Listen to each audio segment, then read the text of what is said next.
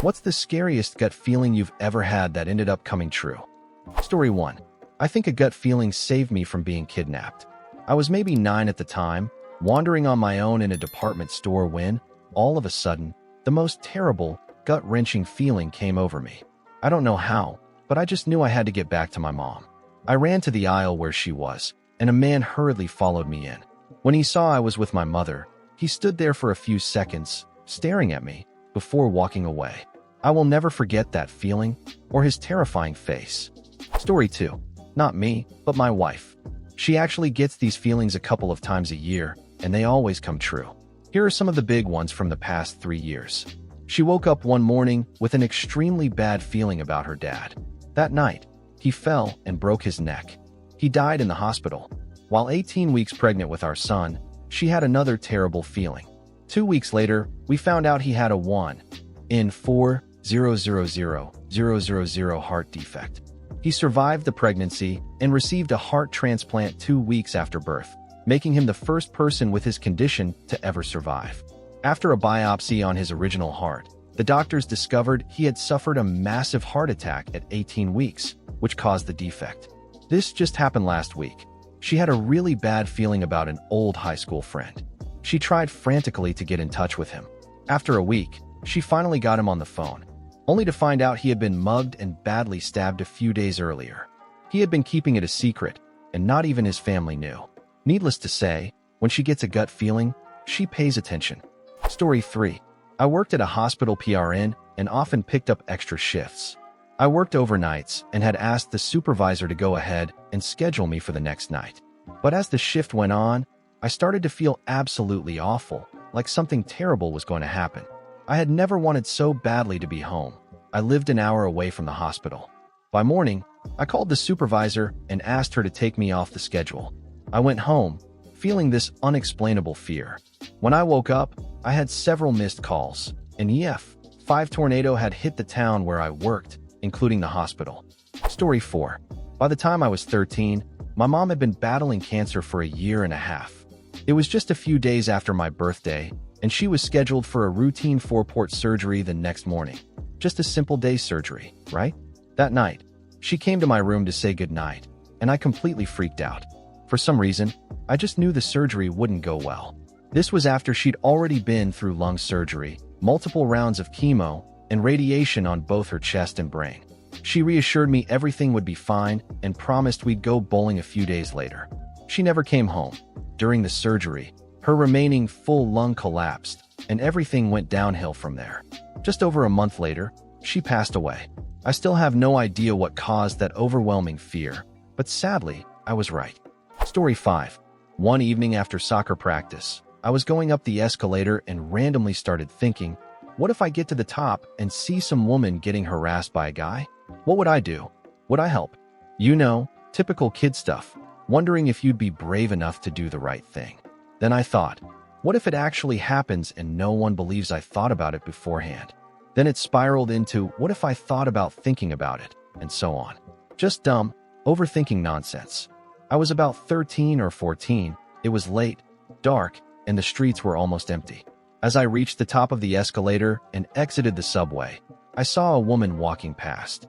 Just then, a drunk guy started yelling at her, catcalling, insulting, clearly aggressive. He looked like he might actually hurt her. He started jogging drunkenly in her direction, and out of nowhere, without even thinking, I just shouted, "Hey!" As the word came out, I immediately thought, shit, you idiot. Why the hell did you do that? Now you're dead. Then my mouth kept going. Leave her alone. I was shaking, terrified, just a scrawny 13-year-old kid, but I felt like I wasn't in control of my body or actions. They just happened. I had my soccer ball under one arm and my gym bag in the other, so I was in no condition to run or fight. And even if I could, I was tiny. Fighting was not an option. He turned to me and started shouting insults, then walked toward me, threatening to kick my head in like a soccer ball. I wanted to run, but my legs wouldn't move. It felt wrong to run while she was still there. So I kept circling him nervously, just trying to distract him long enough for her to get away. When she was finally far enough, I jogged off in the same direction. I remember trembling as I walked, totally shocked by what I had done. None of it was planned. It just happened, like some kind of renegade fart. Eventually, once we were far enough from him, the woman turned around and thanked me. I felt like a total boss, proud of myself. I told my parents, but they didn't believe me. Told my best friend. He didn't believe me either. So I stopped telling anyone. Story 6. My mom is a nurse who works the night shift. As a child, I was always a worrier, constantly imagining the worst. One of my biggest fears was that my mom would get into a wreck on her way home from work. Fast forward to 2006.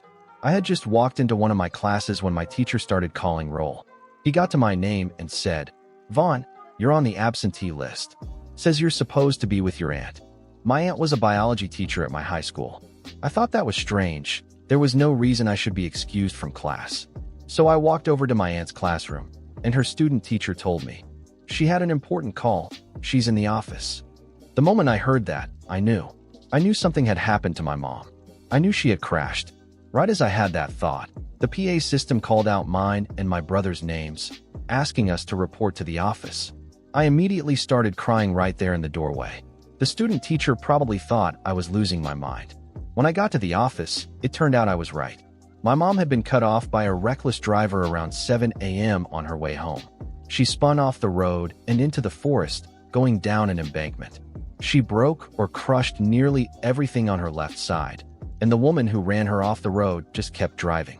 My mom had been unconscious in her car for about 3 hours before a passing driver happened to notice a flicker of light in his rearview mirror. He checked but didn't see any car behind him, so he turned around to investigate. He found my mom's car about 75 yards into the woods. It was deep in the brush, and because the car was black, it was completely hidden from the road.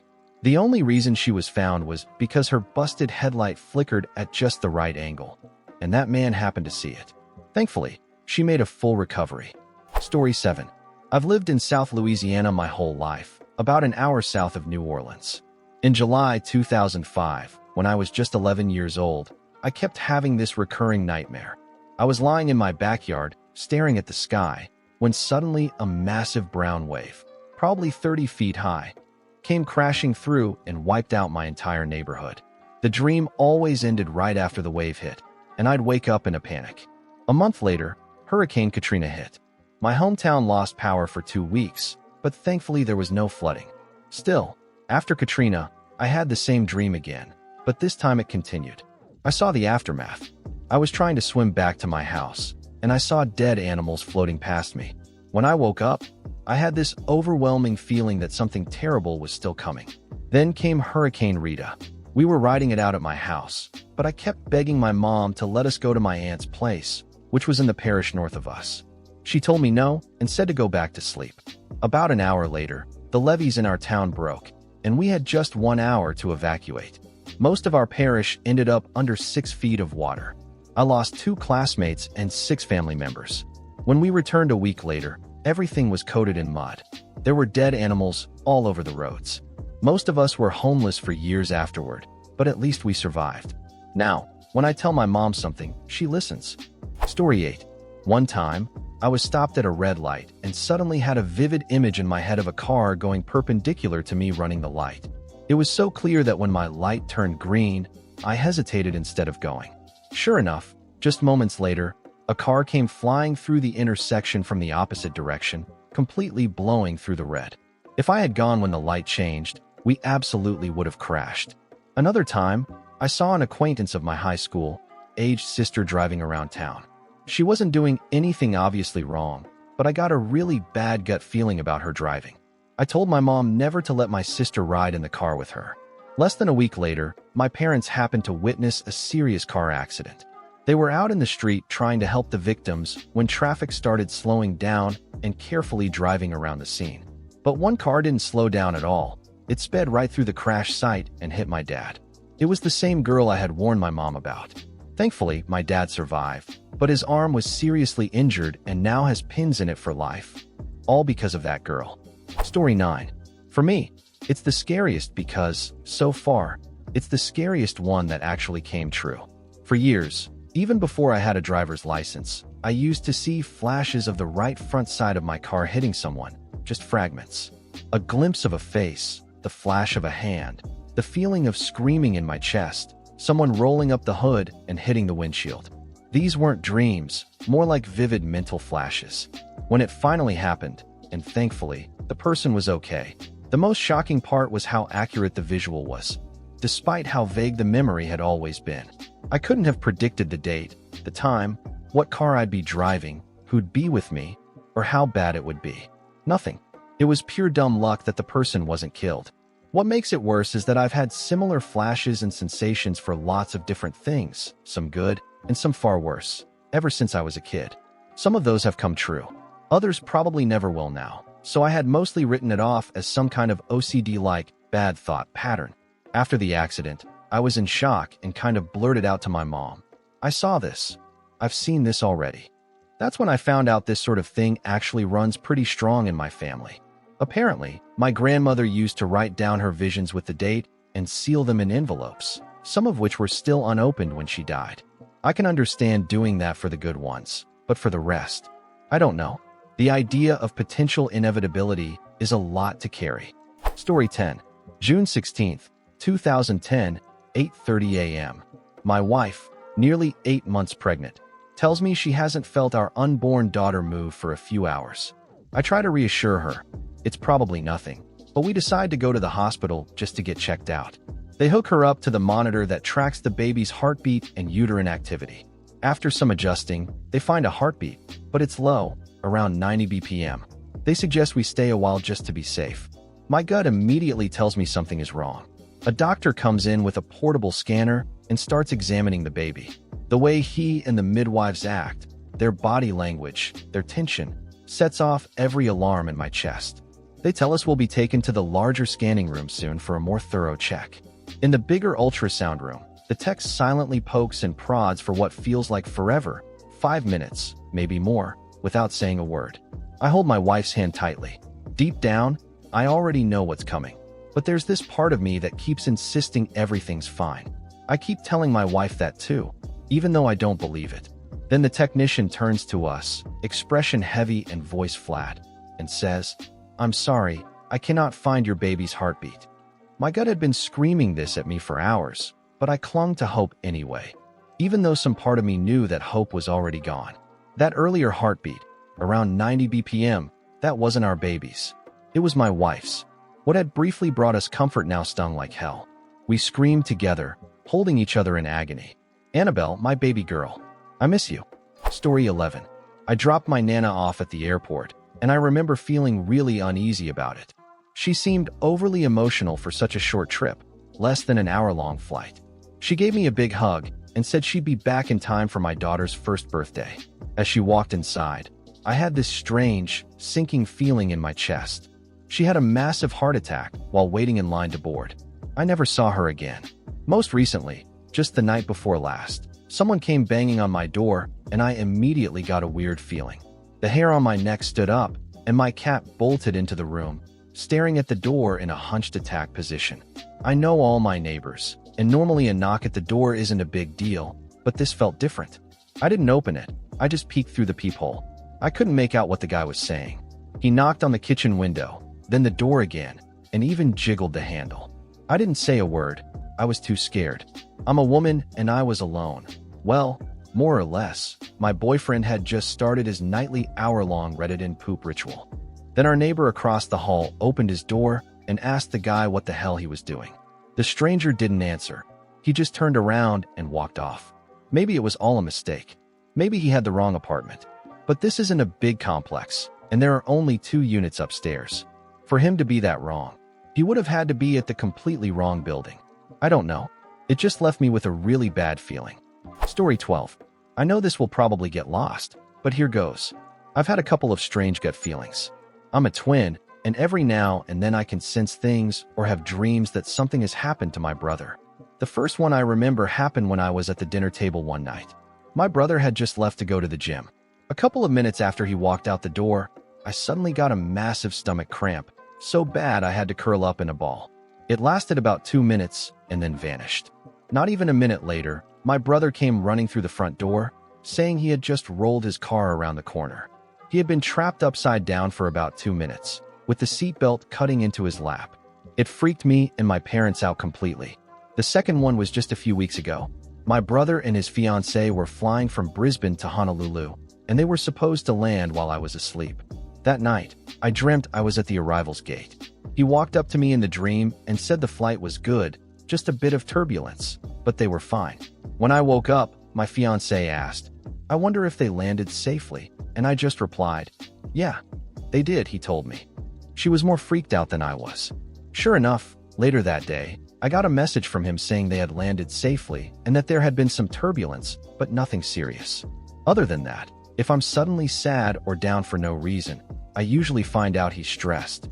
If I feel anxious or get butterflies in my stomach, it's almost always because he's excited about something.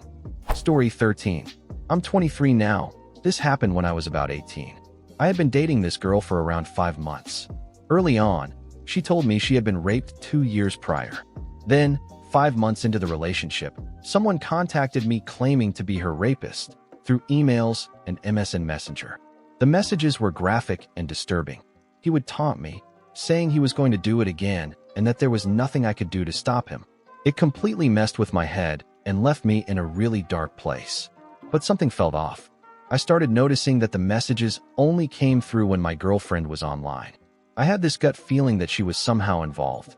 So I managed to pull the IP address from one of the emails. One night while I was at her place, I checked the IP on her computer. It was a match. The emails were coming from her. It was terrifying. This was someone who told me she loved me, and she had gone through this elaborate, manipulative effort just to mess with me psychologically. She now works as a psychologist with vulnerable people, including those dealing with addiction. That still chills me. I ended up staying with her for another 2 months. It was a deeply messed up relationship, but I couldn't bring myself to leave. I felt like I didn't deserve anything better. If you've ever been a victim in an abusive relationship, you might understand that feeling. Eventually, I had a couple of mental breakdowns, and she was the one who broke up with me. Story 14. When I was 11, I had saved up my allowance and was finally ready to buy a toy. My dad took my sister and me to the local toy store, and I picked out a freaking awesome lightsaber. On the way home, I sat in the back seat, super hyped. I should mention it was during a mild nor'easter in 1996. The wind and rain were just starting to pick up. We pulled into the driveway, and my dad and sister got out of the car and went inside. I stayed behind because I was too excited about my new toy. I had to open it in the car. So I ripped it open and started admiring my new Jedi weapon, when suddenly, I got this overwhelming feeling like the Force was speaking to me. Just this loud, urgent, unexplainable thought. I have to go inside. Now. So I did. I walked into the house, kicked off my shoes, and turned around, just in time to see one of the huge maple trees in our front yard crash down in a gust of wind, right onto the back seat of the car where I'd been sitting not even 30 seconds earlier. When we went outside to look, we found a branch had pierced straight through the seat, right where I had been. Story 15. One day, around 8th grade, something like a miracle happened to me. I used to get to school by train, and back then, the trains weren't automated. You had to physically turn a lever to open the door and step out. The train I always took would stop at the second lane, while my school was on the side of the first lane. So, to avoid being late, I'd usually check for any incoming trains, then jump down onto the first lane and cross over. Totally normal. There was never another train that early in the morning. I'd always check carefully, both by listening and by looking both ways before jumping. Always. But one day, for some completely unexplainable reason, I opened the door to jump onto the first lane and didn't check.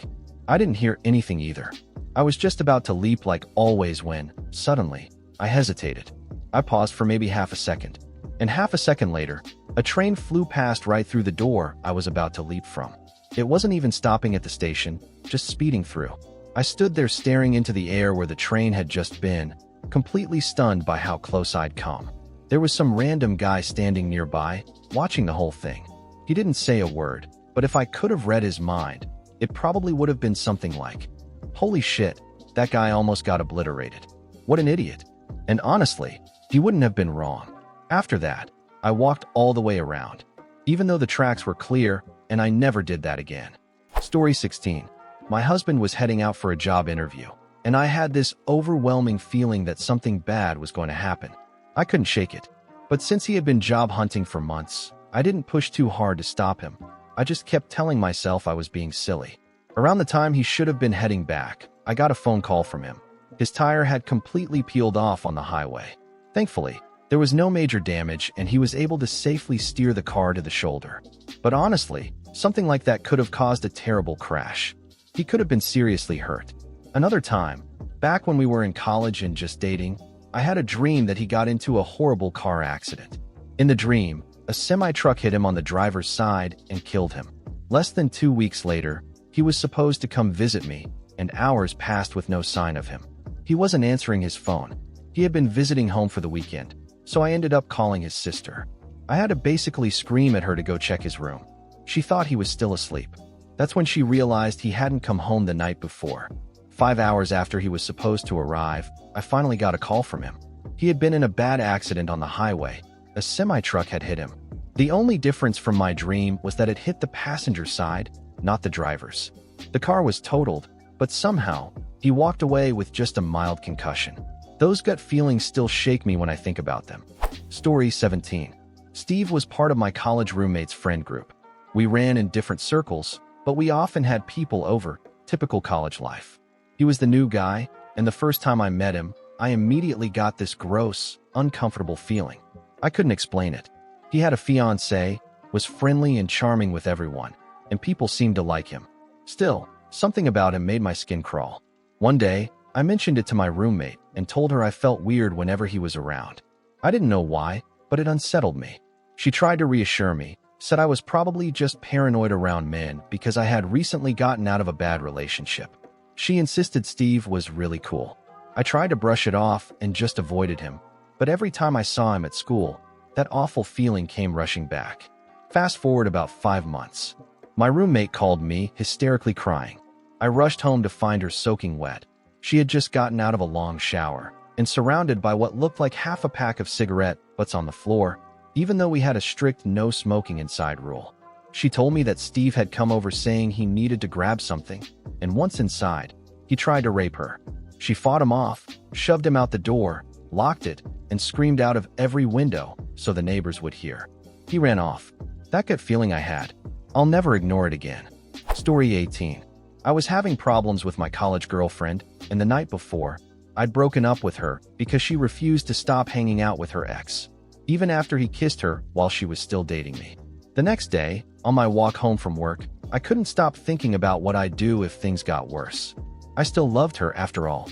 I imagined all the things I would say, how I'd tell her she never put in as much effort, how she didn't care like I did, how I'd guilt her and make her feel terrible for walking away from the one person who genuinely cared about her. I went over it all in my head, preparing for the emotional explosion if she ever hurt me again. That night, she called me in tears. She said she had done something bad and needed to confess and apologize. She told me that after we broke up, she went to his house because she was upset and confused. He comforted her, and then they had sex. My worst fear had come true. She slept with him, the same ex who cheated on her back when she left for college. But by the time she told me, she was already sobbing uncontrollably. There was no room for anger, no lashing out, no dramatic speech. I didn't even want to argue or blame anymore. I just broke. I cried and screamed into the phone, asking, "Why would you do this?" over and over again, because that was all I could do. There was nothing left, nothing to fix, nothing to say. All I could do was try to make her understand how deeply she hurt me. Story 19. Last night, my friend and I were walking down a well-lit street when we passed a group of 5 guys standing near a bush on the corner. As we walked by, we heard a faint metal clanging sound, like something metallic had hit the pavement. None of the guys looked at us or even spoke to each other, which immediately gave off a weird vibe. Something just felt off. We turned the corner and kept walking, but about 20 yards later, I got this overwhelming feeling that they were up to something really bad. I glanced back, and sure enough, 3 of them were following us. One of them was holding a 2-foot metal pipe, trying to hide it behind his leg. I immediately said out loud to my friend, "This guy has a pipe." And instead of continuing down the darker part of the street, we turned sharply back toward them and cut through a parking lot where there were more people around. At the same time, the other 2 guys crossed the street, probably trying to cut us off farther down, where it was darker. That clanging sound we'd heard earlier? It was them trying to stash the pipe in the bush under the streetlight. It must have bounced off the branches and hit the sidewalk, which is how we heard it. They were hoping we wouldn't notice the weapon as we passed by. Thankfully, both of us were completely sober. If we hadn't been, the night could have ended very differently. We were actually walking a woman to her car from the bar, so my main focus was getting her out of danger. Otherwise, I might have called 911 right then to report what was happening. Story 20. This isn't my story, but it belongs to a close friend of mine. Let's call her Jay. Jay and I worked together in a small town ER, and we quickly formed a strong bond. She had been through unimaginable pain. Her only son had drowned, and I was on shift the day he was brought into the ER. I remember the depth of her grief, but I also remember the strength she showed when, sometime later, she joined our ER team. She told us she had been so moved by the way the nurses and doctors had cared for her son, by how hard they tried to save him, that she wanted to be part of that same effort. Years passed, and she became a part of our hospital family. Then one day, she was scheduled for a minor outpatient surgery to remove a few cysts. Routine stuff, nothing serious. The week before her surgery, I had this strange, overwhelming urge to hug her. It was an inexplicable wave of sadness, a gut feeling of desperation I still remember vividly. On the day of the procedure, I wanted to wish her luck, but the ER was so busy I didn't get the chance, even though the OR was right next door. I told myself I'd catch her in recovery once I got the notification of her room. Her surgery was scheduled for 8:30 a.m. By 3 p.m., I still hadn't heard anything. No update.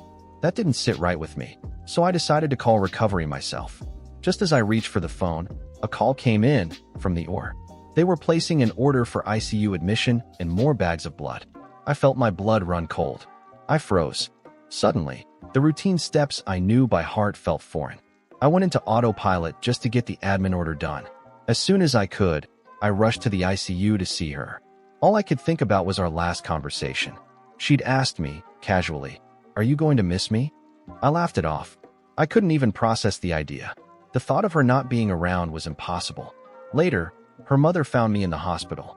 She told me that on the way to the hospital that morning, Jay had mentioned having a beautiful dream, that she was playing with her son, and she was so happy.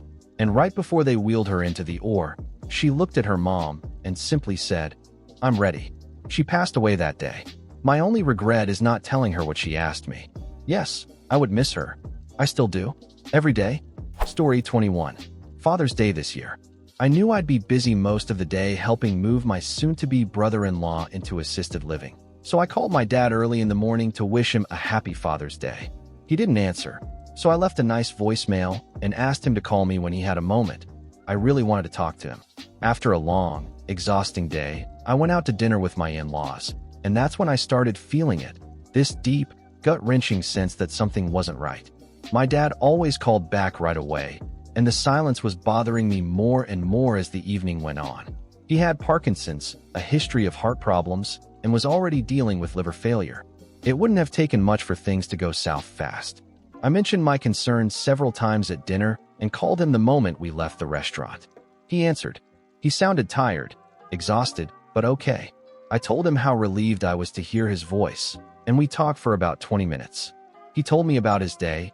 We talked about my upcoming visit the next weekend for a fishing trip, and I made sure to tell him I loved him. That night, he told my mom that he'd noticed blood in his stool, but insisted she go ahead with her trip to visit her aunt, 6 hours away. The next day, she called to warn me that I might need to take him to the doctor if things got worse. The next morning at 7 a.m., she called again, this time telling me to go to him immediately.